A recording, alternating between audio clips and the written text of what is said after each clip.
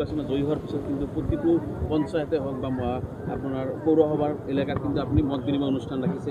আৰু উদ্দেশ্য এইটোৱে, যিহেতু মই প্ৰতিখন গাঁৱত গৈ পেলাই মত বিনিময় কৰিলে সময় বেছি লাগিব, আৰু সেইকাৰণে প্ৰত্যেক পঞ্চায়ত ৱাইজ সেই পঞ্চায়তৰ অন্তৰ্গত প্ৰতিটো খণ্ডৰ আমাৰ ৱাৰ্ডৰ সদস্যসকল, পঞ্চায়তৰ প্ৰেচিডেণ্ট, কাউন্সিলৰকে আদি কৰি বুথৰ আমাৰ সভাপতি আৰু সেই সমাজৰ সভাপতি সম্পাদক লৈ পেলাই তেওঁলোকে বিভিন্ন অভাৱ অভিযোগ সন্দৰ্ভত মই এনেকুৱাকৈ আলাপ আলোচনা কৰি মই লিপিবদ্ধ কৰি আছোঁ, ক'ত ক'ত কি আছে।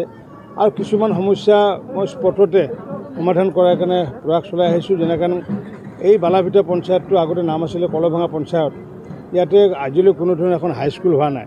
আৰু মই তৎকালীনভাৱে মই স্কুল পৰিদৰ্শকৰ আলোচনা কৰি যে কি কৰিলে ভাল হ'ব, তেওঁ তেতিয়া মোক ক'লে যে আমি এখন ME স্কুল এখন আপগ্ৰেড কৰিব পাৰিম।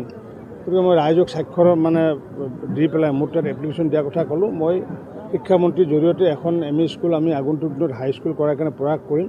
কাৰণ যিহেতু 10 কিলোমিটাৰ ৰেডিয়াছৰ ভিতৰত কোনো এখন হাইস্কুল নথকাটো আমাৰ কাৰণে আচলতে বহুত দুৰ্ভাগ্য। গতিকে নিশ্চিত ওপৰত আমাৰ আগতে দৃষ্টিগোচৰ আমাৰ হোৱা নাছিলে, বা মই যোৱা 5টা বছৰ বিধায়ক হৈ নাছিলোঁ, যাৰ কাৰণে মই হয়তো দৃষ্টিগোচৰ হোৱা নাছিলোঁ। গতিকে এইবাৰ যিহেতু ৰাইজে কথাষাৰ জনাইছে, গতিকে এখন হাইস্কুল আমি কৰিব লাগিব।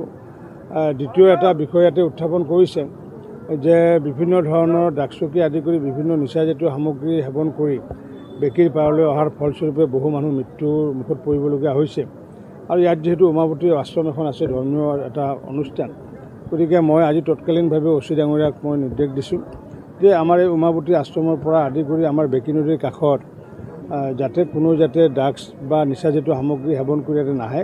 কাৰণ এইটো আজিৰ পৰা আমি সামাজিকভাৱে বেন কৰিছোঁ, আৰু আৰক্ষীকো আমি ইতিমধ্যে কৈছোঁ, আৰু ৰাইজকো কৈছোঁ। ৰাইজেও ইতিমধ্যে সিদ্ধান্ত লৈছে যে তেওঁলোকৰ জীৱন ৰক্ষাৰ স্বাৰ্থত আমাৰ এই অঞ্চলৰ ৰাইজে ঐক্যবদ্ধভাৱে এইখিনি যাতে সজাগ হৈ পেলাই তেনেকুৱাকৈ নিচাজাতীয় সামগ্ৰী সেৱন কৰি ইয়াতে আহিলে তেওঁলোকক কৰায়ত্ব কৰি পেলাই আৰক্ষীত তাতে সমজোৱাৰ কাৰণে ইতিমধ্যে ৰাইজে এটা সিদ্ধান্ত লৈছে। ইয়াৰ উপৰি বিভিন্ন ধৰণৰ ৰাস্তা ঘাটকে আদি কৰি আমাৰ উমাৱতী আশ্ৰমকে আদি কৰি বা ইয়াৰ কবৰস্থান শ্মশানকে আদি কৰি কেইবাটাও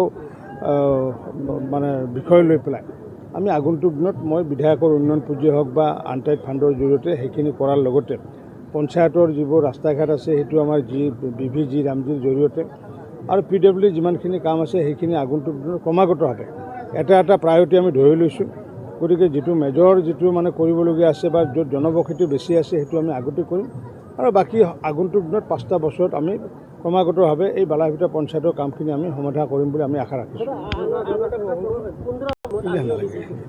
দাদা এটা বিশেষ প্ৰসংগ, দাদা ভৱানীপুৰ সমষ্টিৰ সাংবাদিকসকলৰ কাৰণে বিশেষ কিবা ভাবিছে নেকি? যিহেতু নহয়, এইটো বিষয় নিশ্চয় জানে সাংবাদিকসকলৰ আৰ্থিক অৱস্থা সেইটো হয়, কাৰণ এই বিষয়টো লৈ পেলাই চৰকাৰে চিন্তা চৰ্চা কৰি আছে। অকল ভৱানীপুৰ সৰভোগৰ সাংবাদিকৰ কথা চালে নহ'ব।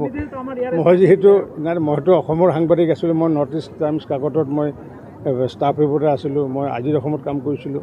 গতিকে সমগ্ৰ অসমৰ সাংবাদিকসকলে যাতে আগন্তুক দিনত যাতে অৰ্থনৈতিকভাৱে সকাহ পায় তাৰ কাৰণে মুখ্যমন্ত্ৰী ডাঙৰীয়াই নিশ্চিত ওপৰত এইটো চিন্তা চৰ্চা কৰি আছে।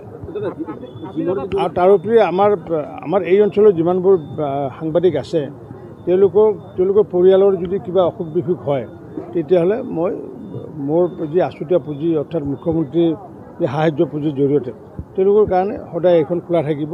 আমাৰ সাংবাদিকসকলৰ পৰিয়ালৰ যিকোনো অসুখ হ'লে মোক লগ ধৰিলে মই নিশ্চিত ওপৰত সহায় কৰি দিম আমাৰ মুখ্যমন্ত্ৰী সাহায্য পুঁজিৰ জৰিয়তে।